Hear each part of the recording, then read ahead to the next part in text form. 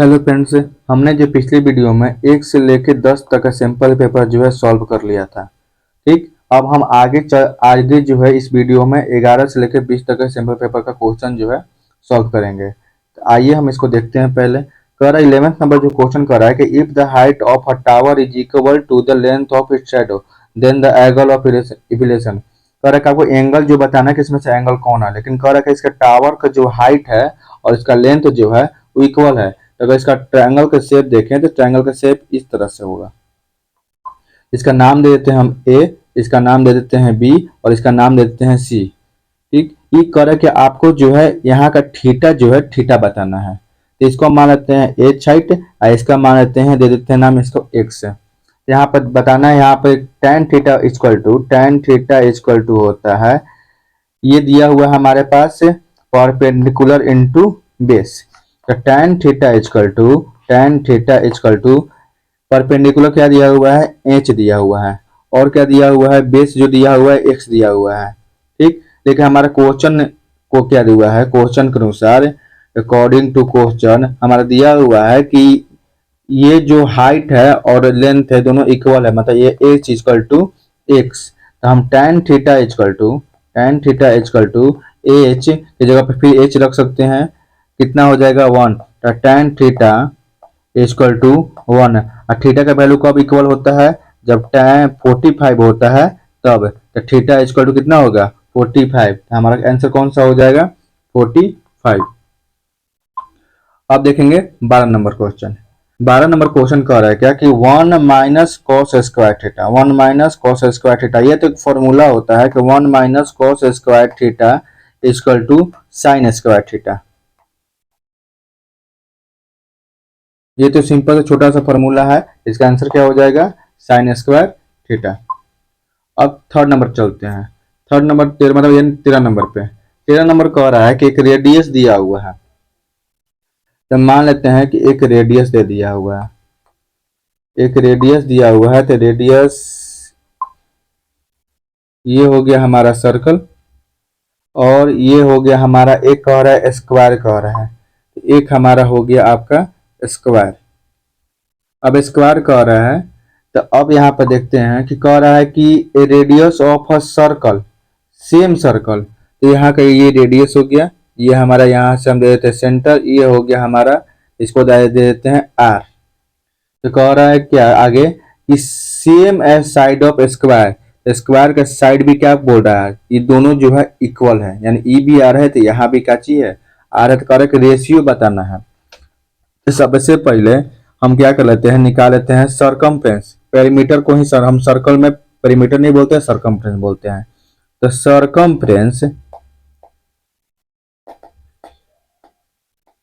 Circumference of a circle कितना होता है 2 पाई आर, और पेरीमीटर कैसे होता है, perimeter of circle 4 into side, तो हो जाएगा 4 इंटू आर। तो कितना हो गया 4 आर। अब रेशियो निकालना है, रेशियो निकालना है कि कितना हो जाएगा 2 pi r equal to 2 pi r ratio 2 pi r ratio 4 r. ये आर से आर कैंसिल होगा, 2 से 2 4 दो बार में चला जाएगा। अब पाई रेशियो 2, तो हमारा आंसर हो गया पाई रेशियो 2, यानी 13 नंबर का आंसर हो जाएगा सी। अब आते हैं 14 नंबर क्वेश्चन।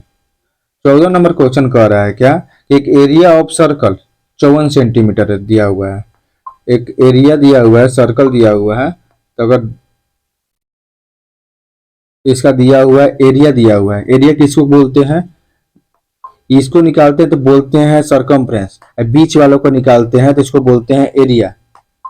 ठीक है, तो एरिया जब दिया हुआ है हमारा, एरिया जो दिया हुआ है,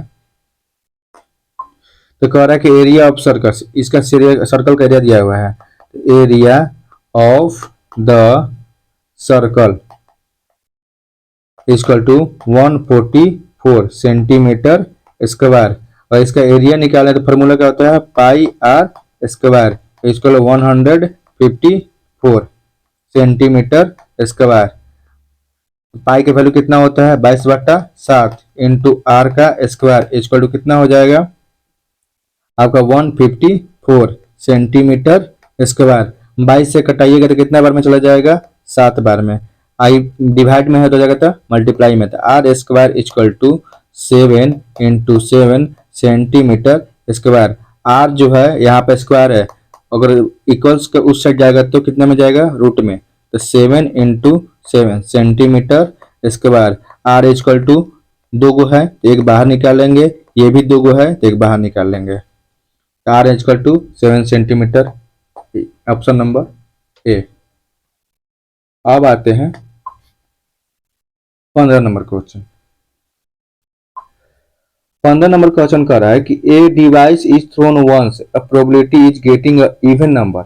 अब डिवाइस में कितना होता है, डाइस में अगर हम देखें तो हमारे पास होता है 1 2 3 4 5 और 6, ये 6 होता है। तो बोल रहा है कि लेस देन 4, तो इससे घटा दीजिए, इतना हटा दीजिए, तो हटा दीजिए तो कितना पर इवन नंबर कौन सा हो जाएगा, एक इवन नंबर हो जाएगा।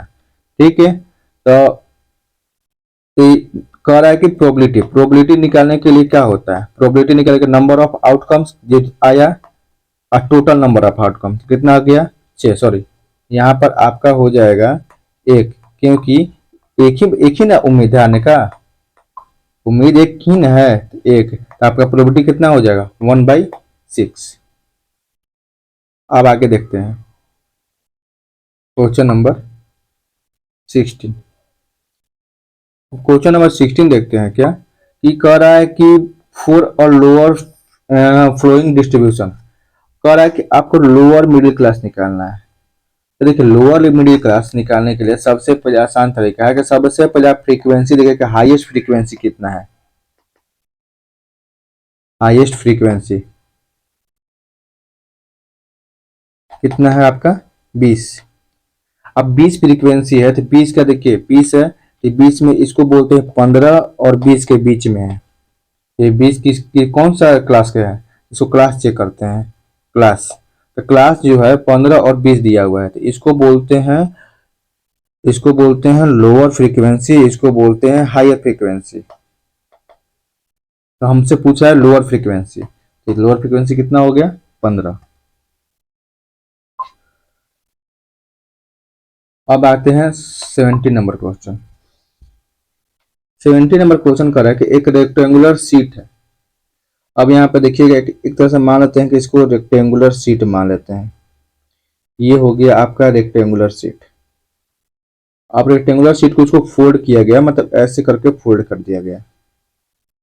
अब फोल्ड किया गया तो आखिर ये इसका जो सरकमफ्रेंसी बनेगा, ये इसको यहाँ से हम फोल्ड करेंगे, इसमें सटा देंगे, इसको हम यहाँ से फोल्ड करके इसमें सटा देंगे, तो ये एक तरह से गोल हो जाएगा, यानी सर्कल बनेगा। सर्कल बन तो यह हमका सरकमफ्रेंस हो गया। तो सरकमफ्रेंस जो होगा 22 सेंटीमीटर होगा यहाँ पे। तो सरकमफ्रेंस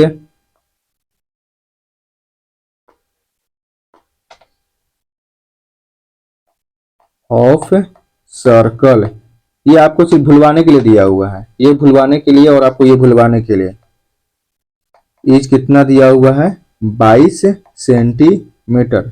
फॉर्मूला कहता है 2πr equal to 22 centimetre, 2 into 22/7 into R equal to 22 centimetre. 22 से 22 कट गया, ये डिवाइड में है तो मल्टीप्लाई में जाएगा, तो 7 हो गया, आई मल्टीप्लाई में है डिवाइड में जाएगा, मतलब 7/2, तो कितना आ गया 3.5।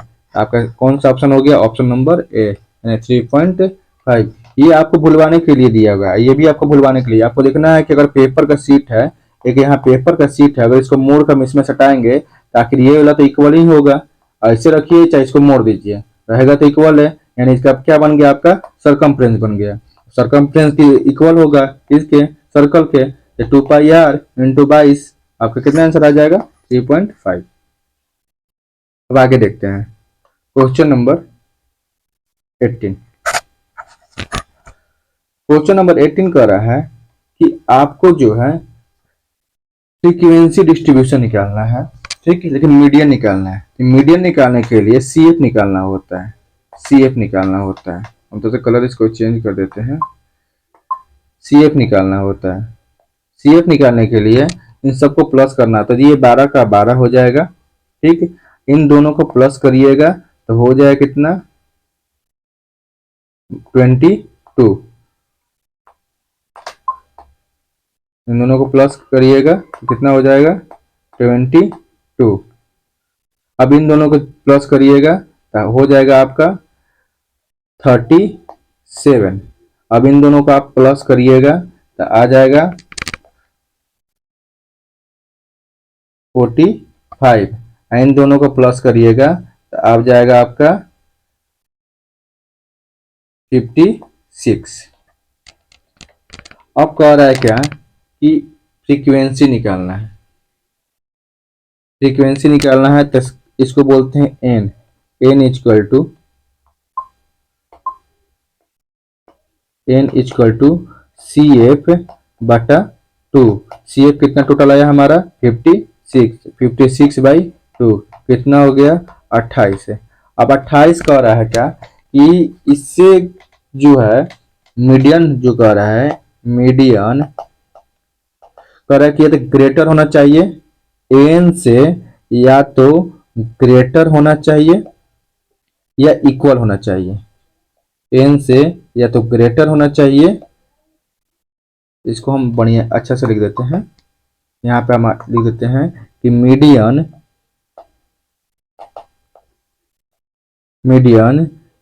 Is greater than and equal to the N. N से या तो बड़ा होना चाहिए, एन से या तो बड़ा होना चाहिए या इक्वल होना चाहिए। अब 28 है, 28 है। अब ये तो छोटा हो गया, ये दोनों तो होगा नहीं, ठीक है। तो अब इससे बड़ा कौन सा है, ये जस्ट उसको बड़ा होना चाहिए, पूरा नहीं, जस्ट उससे जो बड़ा होगा सो, या उसे इक्वल होना चाहिए। तो ये कितना हो गया 37। अब 37 किसके कौन सा आ रहा है, 12 और 18। तो आंसर कौन सा हो जाएगा, 12 और 18। अब आते हैं क्वेश्चन नंबर 19 पे। अब 19 नंबर क्वेश्चन कह रहा है क्या कि आपको देखना है कि कह रहा है कि एक पॉइंट दिया हुआ है, जो कह रहा है कि ये ऐसे पॉइंट दिया हुआ है, कह रहा है कि एक्स पॉइंट जो होगा यहाँ पे होगा और वाई पॉइंट कहीं कह रहा है क्या चीज वाई पर, तो वाई इक्वल टू यहाँ पर हो जाएगा कहीं 4, ठीक। लाइज ऑन वाई एक्सिस, तो सही है, असर्शन तो पूरा सही है, असर्शन जो है पूरा सही है। अब रीजन हम देखते हैं, इसमें कोई दिक्कत नहीं है। तो कह रहा है फिर क्या चीज कह रहा है कि the X coordinate of a point, जो एक्स कोऑर्डिनेट है of a point on Y axis is 0। अगर कह रहा है कि the X coordinate of a point, ये एक्स कोऑर्डिनेट हो गया, एक्स कोऑर्डिनेट पॉइंट है, तो वाई एक्सिस इज 0। यहाँ पे ये जो बन रहा है वाई एक्सिस का, ये तो 4 हो गया, वाई एक्सिस यहाँ पे 4 हो गया, ये क्या बन रहा है 0 ही नहीं बन रहा है। तो ये हमारा एक्सर्शन भी सही है और यहाँ रीजन भी सही है, एक्सप्लेन भी कर रहा है, तो हमारा ए नंबर जो है सही हो जाएगा। अब हम देखते हैं 20 नंबर क्वेश्चन। 20 नंबर क्वेश्चन कर रहा है कहता है HCF of two number is 5 and their product is 15, the LCM is 14। अब कह रहा है हम जानते हैं क्या कि HCF into LCM equal to product of number.